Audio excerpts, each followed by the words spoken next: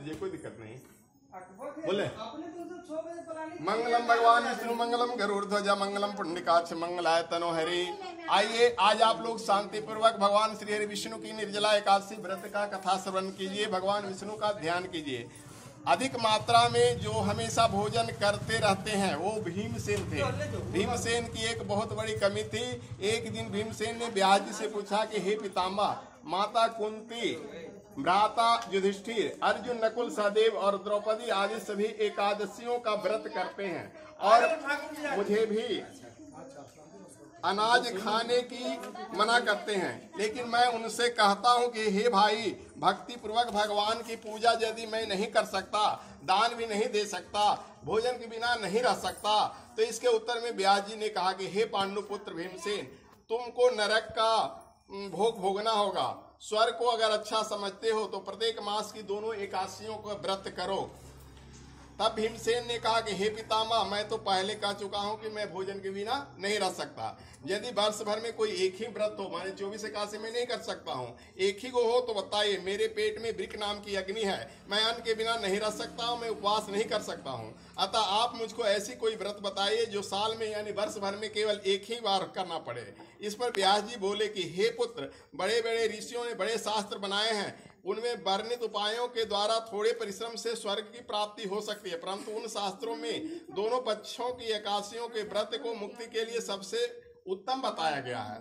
श्री व्यास जी के वचन सुनकर भीमसेन बोले कि नरक में जाने के भय से भयभीत हो गए हैं, कंपायमान माने कप रहे हैं।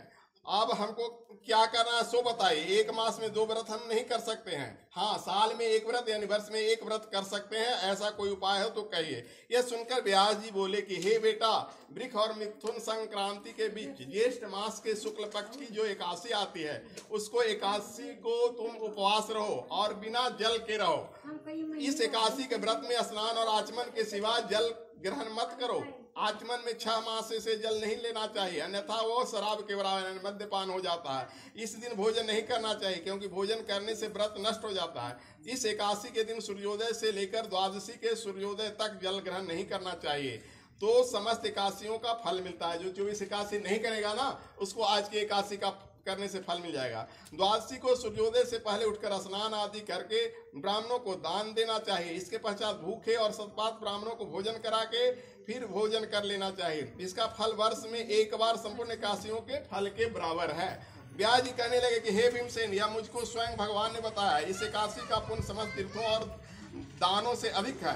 केवल एक दिन निर्जल रहने से मनुष्य के सब पाप नष्ट हो जाते हैं। जो मनुष्य निर्जला एकादशी का व्रत करते हैं, उनको मृत्यु के समय यमदूत नहीं घेरते, वरन भगवान के पार्षद उनको पुष्पक विमान में बैठाकर स्वर्ग ले जाते हैं। अतः यत्न करके इस व्रत को करें और ओम नमो भगवते वासुदेवाय का जप करें, गौ का दान करें, जहां तक संभव हो दान करें। व्यास जी बोले भीमसेन ने इस व्रत को किया था, इसलिए इसका नाम भीमसेनी एकादशी भी पड़ा है। निर्जला व्रत करने वाले प्रातः काल भगवान का पूजन करके प्रार्थना करें कि हे भगवान, आज मैं श्रद्धा पूर्वक निर्जला व्रत रखकर दूसरे दिन भोजन करूंगा, अतः आपकी कृपा से मेरे सब पाप नष्ट हो जाएं। इस दिन जल से भरा हुआ घड़ा वस्त्र से ढककर स्वर्ण सहित दान करना चाहिए। जो मनुष्य इस व्रत को करते हैं, उनको करोड़ों पल सोने के दान के फल मिलता है।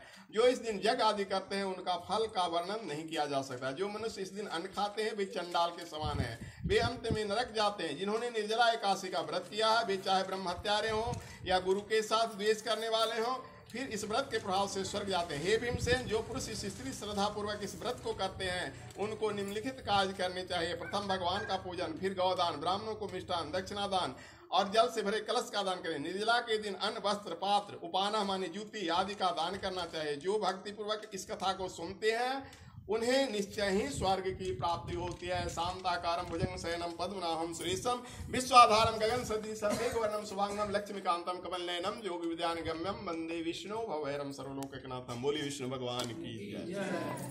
देखिए, जब तक भगवान ने देरी हुआ, आप लोगों को कथा सुना दिए, करके अपना वरदान कीजिए, चाहे किसी को अपना सेवा। चलिए अब छोड़ा पूजन कीजिए।